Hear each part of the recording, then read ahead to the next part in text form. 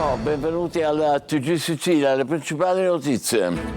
Il Papa a Lampedusa, i migranti morti in questo mare, vittime di decisioni prese e di decisioni mancate. Ora l'Europa è chiamata a una responsabilità epocale, accogliere e integrare i rifugiati. Calorosa accoglienza del pontefice da parte di migliaia di persone 13 anni dopo la visita di Francesco. Palermo per Fabrizio Ferrandelli, primo giorno con la scorta della polizia dopo le minacce e una bomba carta sotto casa, l'assessore in prima fila contro il racket mafioso degli alloggi popolari. Non mollo, vado avanti.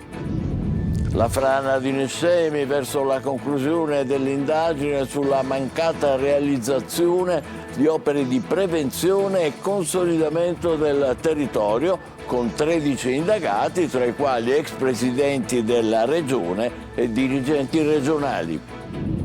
Saldi estivi al via in Sicilia senza partenza sprint, tra consumi deboli e concorrenza dell'e-commerce. Secondo Confcommercio la spesa media sarà di 170 euro a famiglia.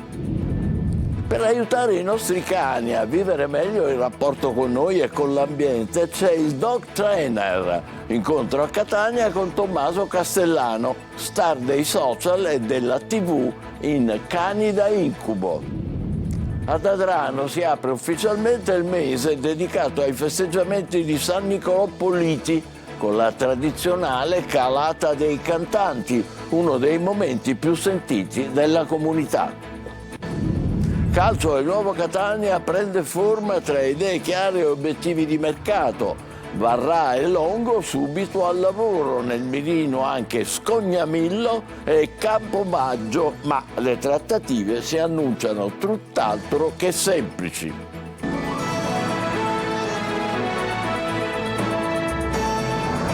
Bentrovati, storica visita di Papa Leone a Lampedusa, a una missione 13 anni dopo quella di Papa Francesco, a metà tra festa di popolo per la sua presenza e dolore per i migranti morti. Il pontefice ha toccato i luoghi simbolo dell'isola, dal cimitero locale in omaggio appunto ai rifugiati defunti, alla Porta d'Europa, al campo sportivo, dove ha celebrato la messa solenne. Per la cronaca della mattinata ci colleghiamo in diretta con Adelaide Barbagallo. Il Papa ha già lasciato l'isola ed è rientrato in Vaticano. L'ultima sua tappa è stato il municipio dove ha salutato le autorità. È stata una visita lampo quella di Papa Leone a Lampedusa, iniziata poco prima delle 9, alle 8:54 il suo atterraggio e poi ha toccato i luoghi simbolo dell'isola.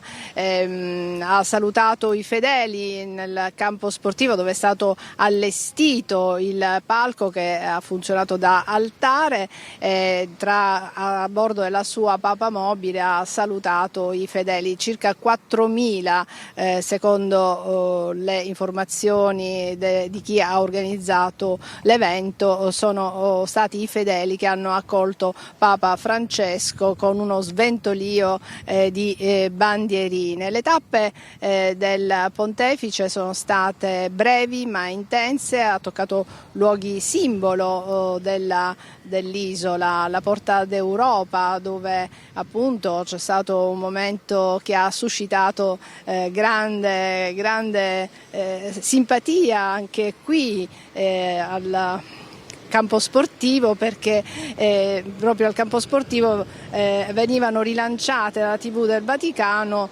le immagini del Santo Padre arrivato a Lampedusa, quindi c'è stato un momento in cui gli è volato il cappellino, poi è riuscito a riprenderlo, insomma si è fatta anche una foto alla Porta d'Europa. Molto significativa la sua omelia, ha citato i migranti ricordando che le morti in mare sono frutto di responsabilità, o meglio non sono frutto del caso, sono di decisioni prese ma talvolta mancate. Sentiamolo.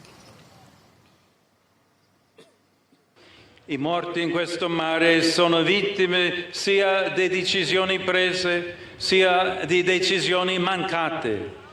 Il disinteresse per il bene comune e la corruzione nei luoghi di provenienza, un sistema economico mondiale che genera povertà ed esclusione, la paura che alimenta pregiudizio e disprezzo, l'idea che tali problemi non ci riguardano, i calcoli criminali di chi lucra sul dramma altrui, il lento e difficile passaggio da una mera gestione delle emergenze all'elaborazione di politiche organiche condivise. Tutto questo riproduce oggi del racconto evangelico la fretta di passare oltre. Nessuno è senza responsabilità. Ognuno dispone di un proprio ambito di azione e lì, non altrove, è chiamato a scegliere se alimentare la logica della forza, anche solo con indifferenza, cinismo, menzogna, odio, oppure custodire la logica della pace. Eccolo, lo abbiamo sentito, il Papa ha richiamato anche a un forte senso di responsabilità. Possiamo sentire quest'altro passaggio.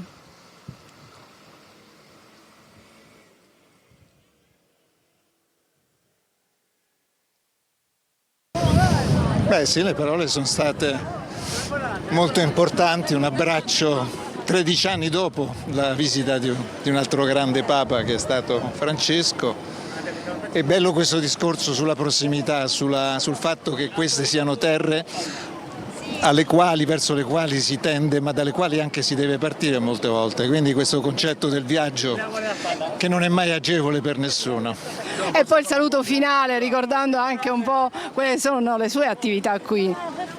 Beh, vabbè, io oramai sono qui, faccio parte delle Pelagie. Qui l'anno scorso abbiamo fatto la prima di un tour e poi io torno quasi sempre. Claudio, una foto, Claudio. Ecco, abbiamo visto anche Claudio Baglioni che è stato tra i fedeli il campo sportivo di Lampedusa, dove anche lui ha assistito e ha partecipato alla messa del Santo Padre.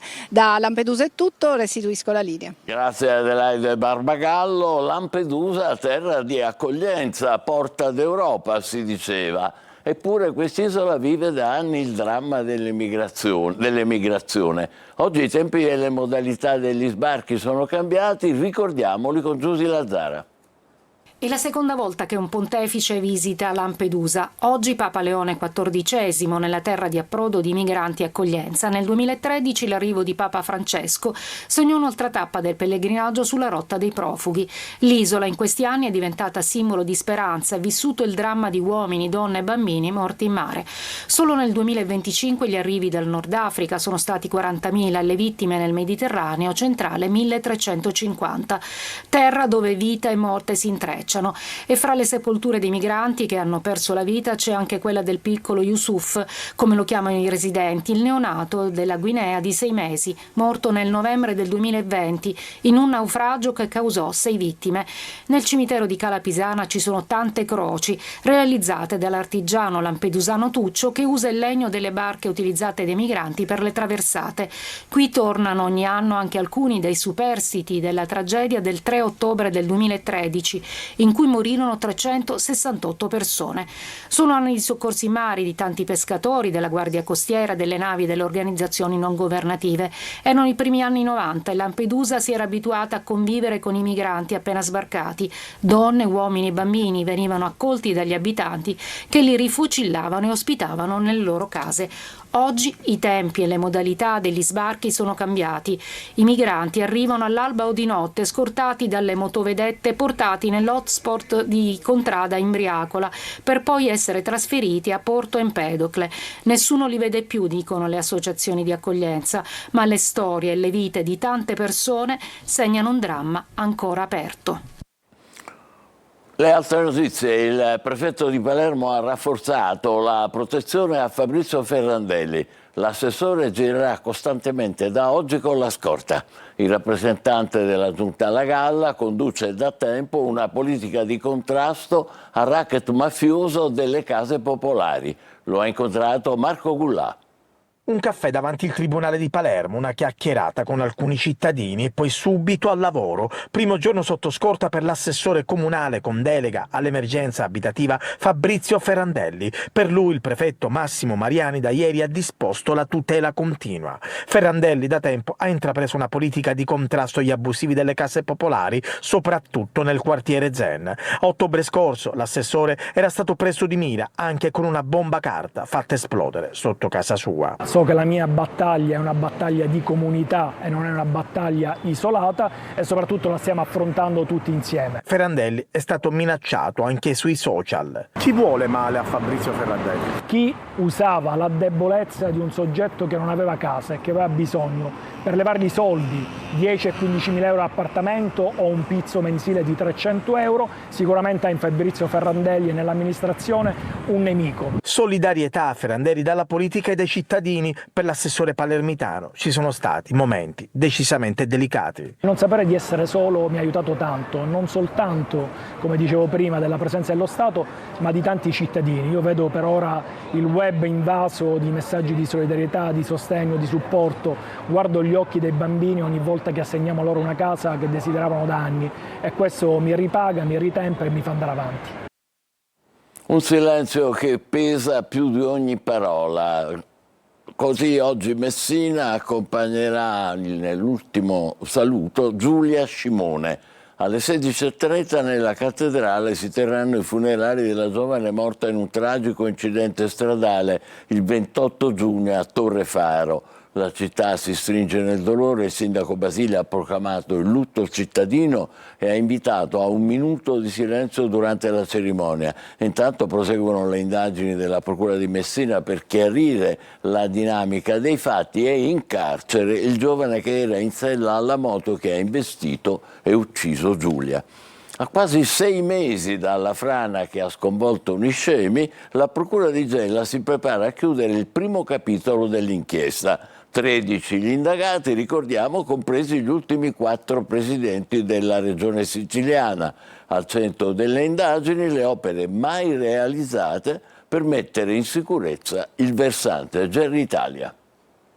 L'inchiesta sulla frana che il 25 gennaio scorso ha colpito Niscemi entra nella fase decisiva. La Procura di Gela punta a chiudere entro l'estate il primo filone investigativo, quello che riguarda la mancata esecuzione degli interventi di consolidamento che secondo gli inquirenti avrebbero potuto evitare il disastro o limitarne gli effetti. Sono 13 gli indagati per disastro colposo, tra loro figurano gli ultimi 4 presidenti della regione siciliana, Raffaele Lombardo, Rosario Crocetta, Nello Musumeci e Renato Schifani, insieme ad ex dirigenti della Protezione Civile regionale, funzionari dell'amministrazione e la legale rappresentante dell'Associazione Temporanea di Imprese che si era aggiudicata l'appalto per lavori da 12 milioni di euro mai avviati. Gli investigatori stanno ricostruendo oltre 20 anni di decisioni, omissioni e passaggi amministrativi. L'ipotesi della procura è che il rischio fosse noto da tempo e che le criticità del versante fossero conosciute da anni senza che venissero adottate misure efficaci. Nei giorni scorsi sono stati ascoltati gli ex governatori. Tutti, ad eccezione di Raffaele Lombardo, hanno scelto di non rispondere, depositando però memorie difensive e documentazione. Lombardo invece ha risposto alle domande concentrandosi soprattutto sugli aspetti giuridici del proprio ruolo all'epoca dei fatti. Intanto la procura è in attesa delle ultime consulenze geologiche considerate decisive per definire questa prima fase dell'indagine. Esaurito questo primo capitolo, la procura aprirà altri 2 fronti. Uno riguarderà la raccolta e la reggimentazione delle acque bianche e nere indicate dai consulenti tra i possibili fattori che hanno innescato il movimento franoso e che potrebbero chiamare in causa comune ed enti gestori del servizio idrico. L'altro si concentrerà invece sulla gestione della cosiddetta zona rossa e sulle misure adottate per le aree già classificate ad altissimo rischio. Un'inchiesta destinata quindi ad allargarsi mentre centinaia di cittadini continuano a convivere con le conseguenze della frana e attendono risposte sulle eventuali responsabilità.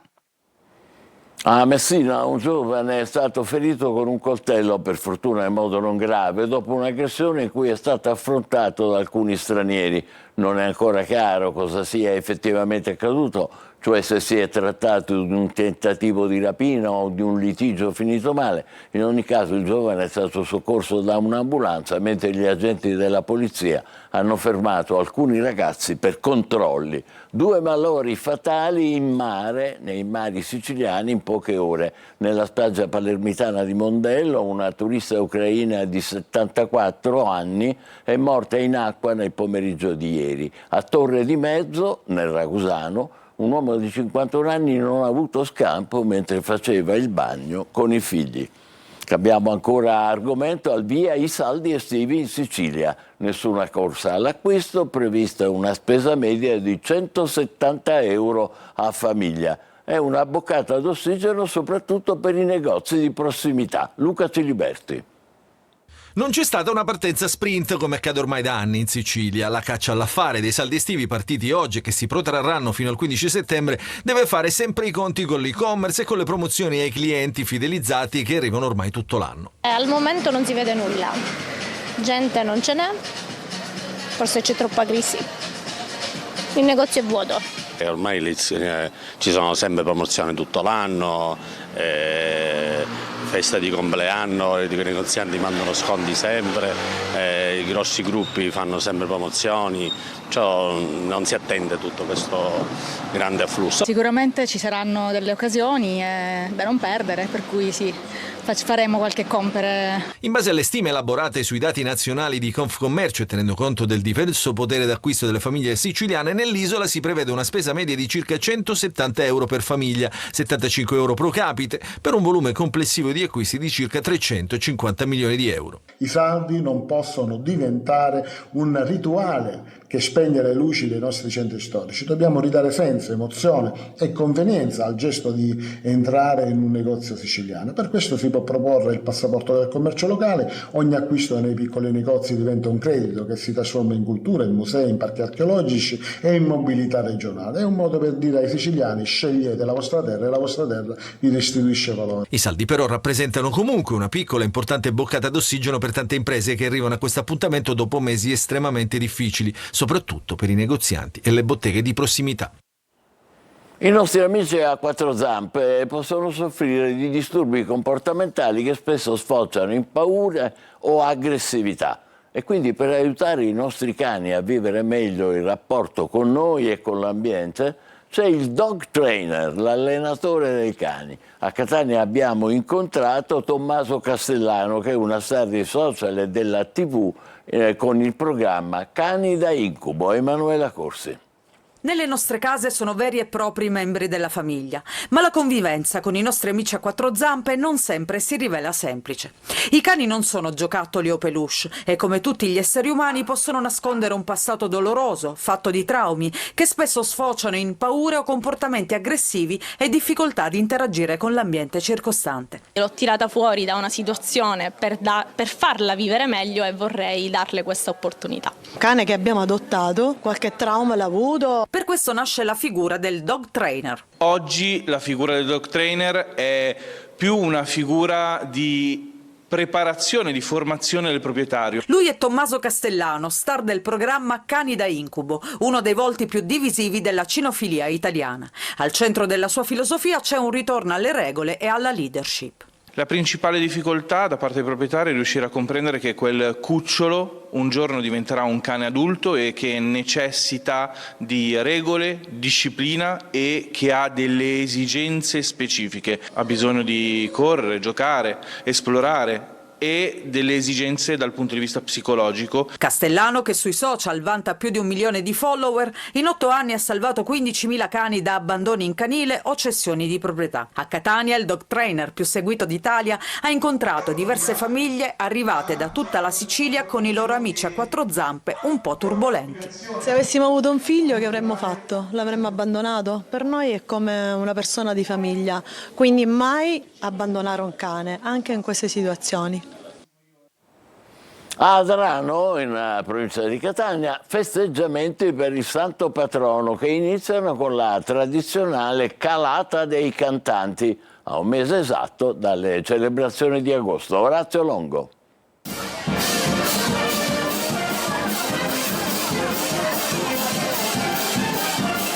Per gli Adraniti non è una semplice camminata, non è solo la banda musicale che attraversa la città per arrivare nella chiesa di San Niccolò Politi. È un simbolo, è emozione, è un appuntamento tradizionale che non può mancare ai devoti. È l'inizio ufficiale del mese dei festeggiamenti del Santo Patrono. La calata dei cantanti, dalla chiesa di San Filippo alla fine della processione della Madonna di Tutte Grazie, fino alla piazza, alla via Garibaldi, alla chiesetta di San Niccolò. Migliaia di fedeli al seguito col sindaco della città che aspetta in fondo alla via con un mazzo di fiori in mano. Nella chiesetta l'invocazione al santo recitata dalla bambina che il 3 agosto impersonificherà il tradizionale angelo sospeso in piazza Umberto. Silenzio popolo! Salve Nicola! I secoli ti chiameranno beato! Un legame forte quello tra Adrano e San Niccolò Politi, ancora di più quest'anno, spiegano gli adraniti, che ricorre il centenario dell'arrivo della reliquia del Sacro Teschio. È il momento della nostra pausa, tra poco il calcio con il nuovo allenatore del Catania, Longo, che è già al lavoro per rinnovare la squadra. State con noi.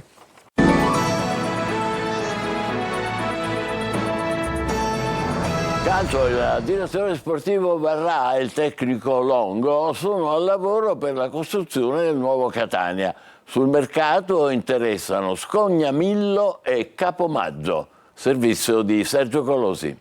Giovani forti e motivati per un calcio offensivo nel 4-3-3 e in alternativa nel 4-2-3-1. Nasce così il nuovo Catania, targato Emilio Longo e Fortunato Varrà, lontano dai riflettori e dalle dichiarazioni roboanti, ma costruito su programmazione, lavoro e sacrificio. Tra budget diverso e vecchi errori si punta ad un organico rinnovato ma altrettanto ambizioso, certamente più affamato rispetto all'anno scorso. Lo è Longo alla sua prima grande occasione dopo tanta gavetta e l'etichetta di tecnico bravo e preparato. Si lavora alle prossime mosse di mercato. Agli obiettivi già noti se ne sono aggiunti altri 2 di spessore, ma non sarà facile convincere le rispettive società di appartenenza, tutt'altro che disposte a privarsene. Sono il difensore centrale del Benevento Stefano Scognamillo, 32 anni, protagonista anche con la maglia del Catanzaro, e il centrocampista argentino 29enne Galo Capomaggio della Salernitana, già dell'audace Ciarignola. Per quest'ultimo si tratta di un ritorno di fiamma dopo i tentativi rossazzurri nella scorsa estate, ma il Catania ha respinto l'eccessiva richiesta della contropartita tecnica, Gimenez e Cicerelli. Siamo arrivati alla conclusione, grazie per essere stati con noi. L'appuntamento per altre notizie è alle 20. Buon pomeriggio.